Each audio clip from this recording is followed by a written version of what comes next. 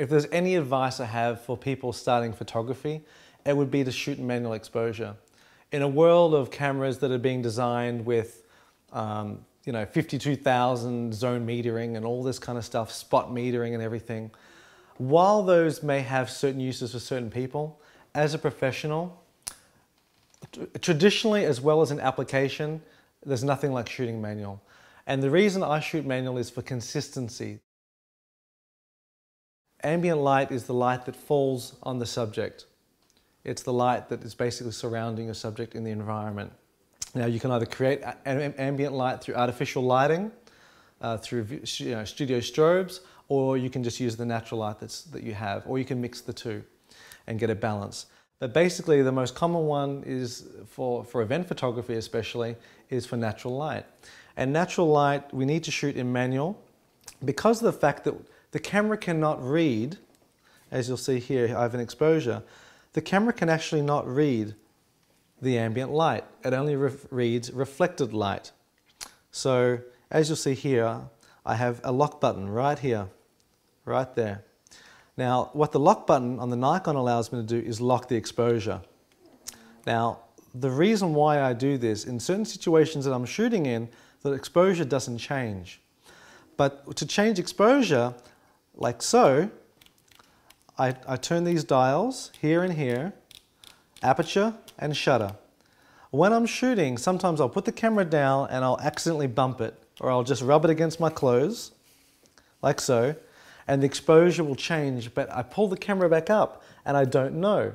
Unfortunately, the lighting hasn't changed, so I then have an incorrect exposure. So the lock button allows me to lock the exposure in, hold the button down. If I just do that, see that L button? That L goes on and off. When the L's are in place, I can no longer accidentally bump it. I'm locked into that exposure. And as long as the lighting doesn't change, I'm good. You can also just lock one of the exposures. So if the lighting is changing every now and then, I can adjust my aperture. So what I actually do is when I go to a scenario, because I've shot in manual for so many years, I generally don't need a light meter anymore. The reason being I have the digital screen on the back. Now, while this is referred to in the industry, and maybe in a slightly negative connotation, would be the use of chimping. Now, chimping may seem like an amateur thing to do, but in a lot of ways, I'm looking for efficiency when I'm working. I will generally look at a scene and I'll go, well, I want to shoot at this shutter speed. So it looks like this kind of ISO, looking at the light levels, and I want to shoot at this kind of aperture to achieve a certain amount of depth of field. So therefore, I'll take a test exposure on what I guessed. I'll look at it and I'll say, well, that's one stop over, two stops over. I'll adjust my aperture or shutter or even ISO according to what combination that I want. I shoot again and then it'll show me again, okay, I'm right there, or I'm a third out or a third down, and I can adjust accordingly. But by doing that, I'm in good stead for good, consistent photography under lighting conditions that are remaining steady. Why then wouldn't I use automatic exposure, aperture priority, shutter priority, so forth? Now, while I admit I've used them on remote cameras in, say, a football soccer net, on a remote camera with a pocket wizard where the light could be changing and I can't have access to change the light all the time, the exposure, I'll always shoot in manual. And the reason is this: the camera can't read ambient light. It can only read reflected light.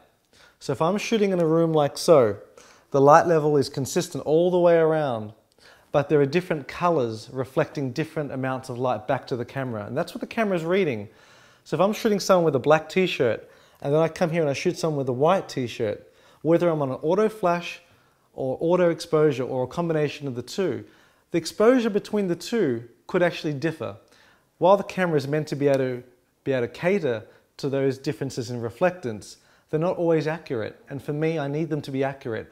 I don't want to rely on post-processing to be able to do that. I do shoot JPEG for most of my editorial stuff. For more important things, I shoot RAW. But shooting photography shouldn't be about post-processing. Post-processing to me is a luxury.